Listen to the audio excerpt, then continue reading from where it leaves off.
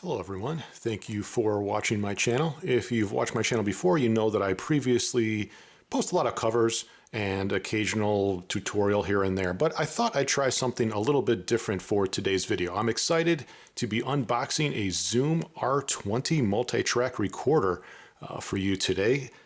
I've mostly been a DAW-less person for my whole life. I've used a lot of standalone multi-track recorders going all the way back to an original Fostex 4-track recorder that I had that used cassette tapes, using Roland Virtual Studios, using Tascam devices. And for the past decade or so, I've mostly been using my ZOOM R8 multi-track recorder. This thing has been a workhorse for me. It's a great portable multi-track recorder. It can run off of AA batteries that you can load in the back, and it works really, really well. But I've been using it for the better part of 10 years now, and I was looking for something that would be an upgrade for me. And really, I chose the R20 without doing a ton of research on it, but I was looking for a couple different key features, and the R20 provides those. And that is that it can have multiple tracks than compared to what I had before. I had 8 tracks on my R8. This thing has 16 tracks, and you can record 8 tracks simultaneously.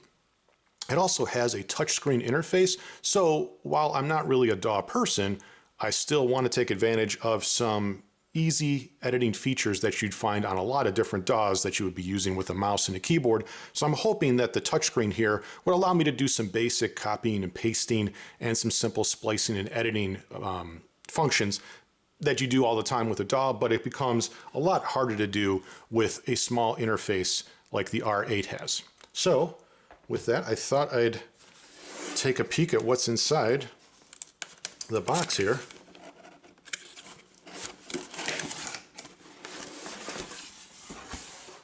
All right, we've got our instruction manuals. Should be a pretty bare bones package with an AC adapter.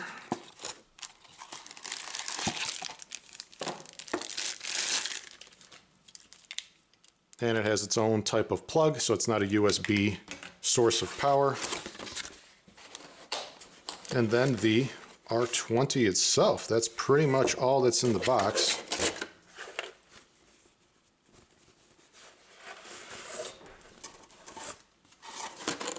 All right, so let's take a look at this.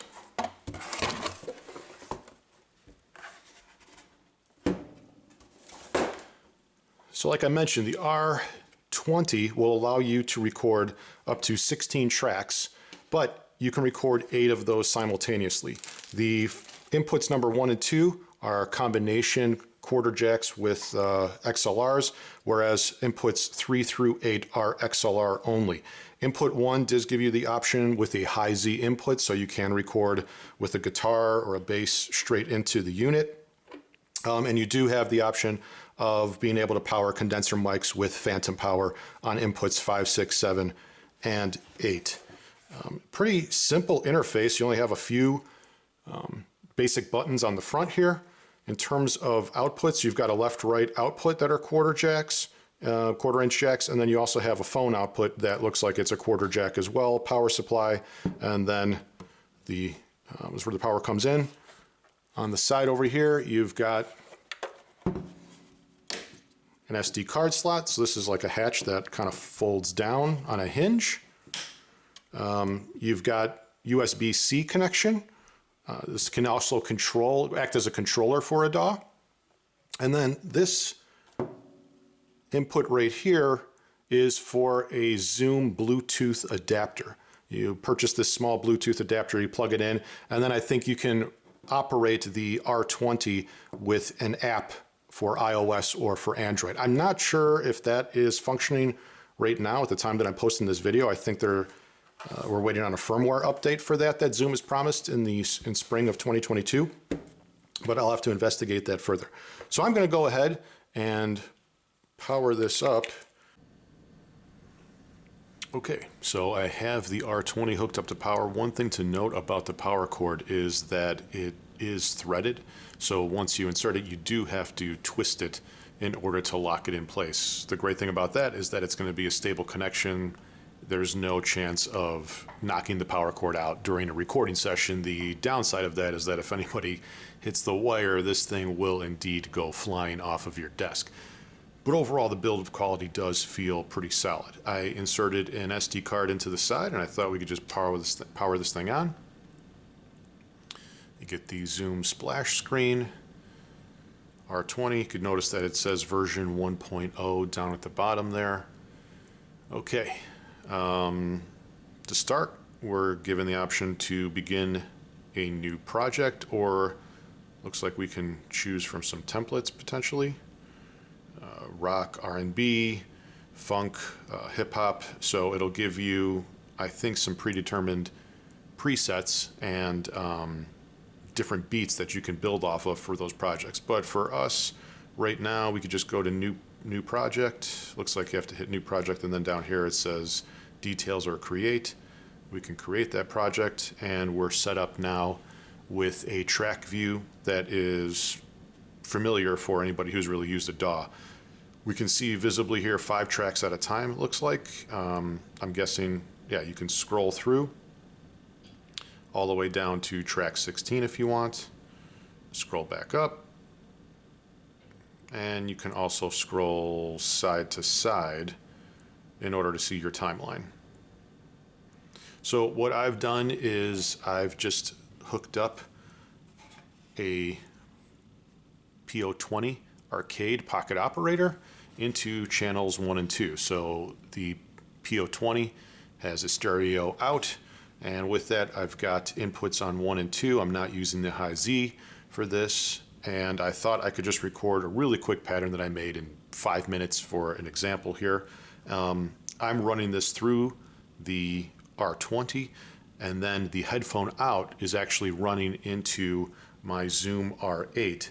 And so with that, this way I can record the sound that's coming through here as I set things up, and you can hear everything because I'll mix that into the video later. So in order for us to start, I think we need to arm channels 1 and 2 for tracks 1 and 2. So inputs 1 and 2 will feed directly into tracks 1 and 2. And if you can kind of notice that as I hit the physical buttons here to arm the tracks 1 and 2 on the touchscreen show up in red to let you know that they're ready to be recorded. If I go ahead then and fire up the pocket operator, you can hear the music coming through, and I think if I go to the fader view, you can see where we're at. I did a very quick check here on the volume levels, and I think for the most part we're okay. I'll bring the master down. And it looks like if I slide the faders, you can see the faders moving in real time. And it is pretty responsive. So if I bring that back up, we can go back to track view then. Let's stop here. And I think in order to record, I think you just hit record. Yeah, it's moving forward.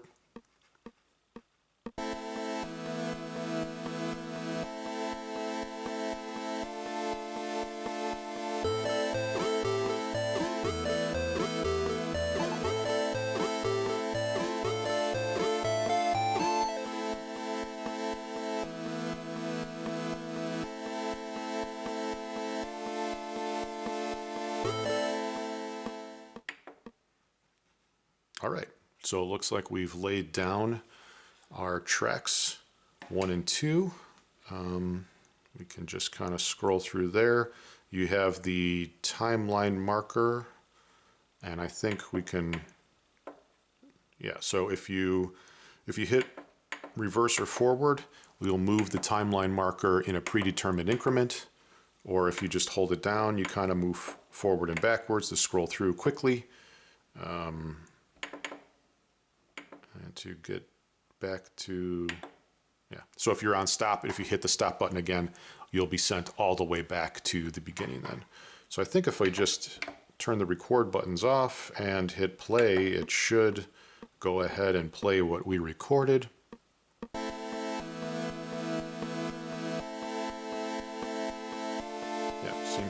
working just fine. And I believe you can use, yeah, pinch to zoom in or zoom out for your tracks. If you want to take a closer look, you kind of get a preview of what your waveform looks like a little bit there. All right, so if we zoom out, and the pinch to zoom is fairly responsive. I think the touch screen works a little bit better than I anticipated, to be honest with you. It isn't as responsive as, say, a brand new iPhone is, but I was worried that this type of touchscreen was going to be a lot closer to, say, a first generation or second generation Kindle Fire, which were a little bit laggy and clunky to work with, not as responsive as you would like. This is, again, not iPhone quality, but still something that I think you can work with. So with that, let's try to do some basic editing. I think if you click the track, okay, so I've just clicked track 2, and you get a little tab icon on the end of it, and I think if you click that, yeah, you get the option to copy, delete, or split, so you can get rid of the track. Let's copy it, and then try to drop it into track 3. Yeah, just touch track 3, hit paste, and then it dropped a copy of that right where I sort of like left it. And I think you can, yeah, you could just essentially click and drag as if you were using a mouse on a DAW. Once that's selected, just drag your track over and you can kind of move it and align it. I think if you click this again, we don't need it. We can click it and hit delete. We can delete the track. It asks you a second time. Sure. So if we wanted to move our timeline back, our timeline marker, select a track here, hit copy, and then hit paste right after the fact. Yeah, it'll drop it right at the start of where you had your timeline marker. So you can use that as a marker for where you're going to drop in what you're just trying to paste. So don't need this again. We can delete it. And one of the things I'm interested in is being able to do a little bit of slicing and splicing with your different tracks and waveforms that you generate. So I'm wondering if we sort of put our timeline right there, just say arbitrarily. We'll click this, I'll click that tab again and hit split. Okay, now on track 2, I've split that up into 2 different sections. So now I can move this over and kind of line that up that way. So this way, if I bring my timeline marker over and hit play,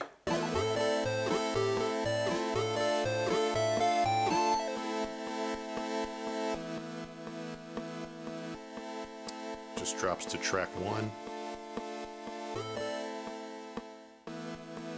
And then right away you could see it picks up on track 2. So it's a pretty easy way to do a little bit of copying and pasting and cutting up of your tracks, so you can use this to generate different loops. For me, I'm interested in recording small samples off of pocket operators or an OPZ, for an example, and being able to layer these things together.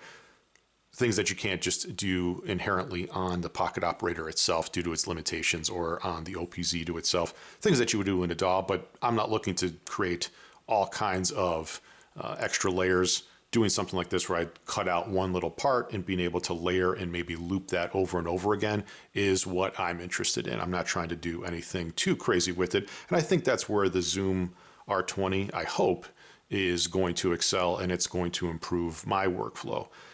A few other things that I know that are on here, but I honestly have no idea how to use.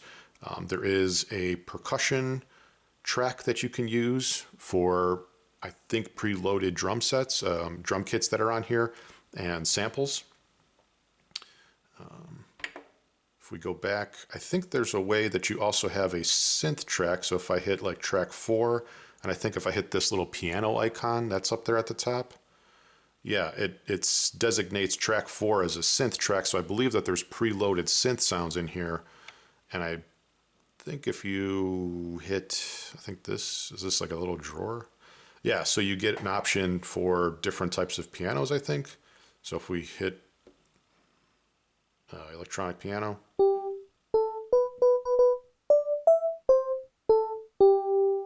Yeah, so you actually can play a touch screen piano here, and you could add a little bit of a synth track directly to whatever you're building and whatever you're working on.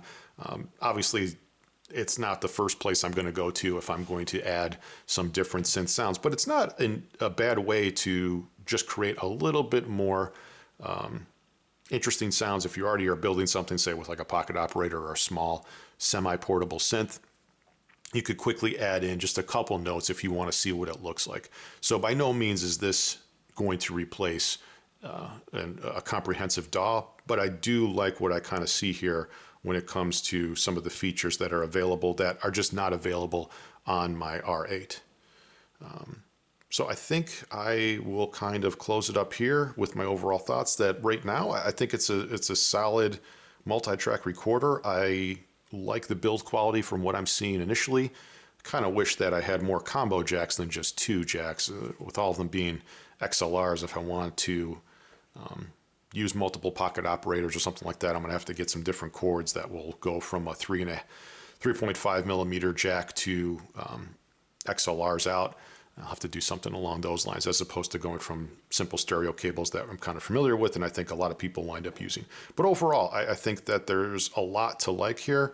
I plan on potentially testing this out and delivering some more YouTube content for people who are interested in the R20 itself. So be sure to look for that in the future.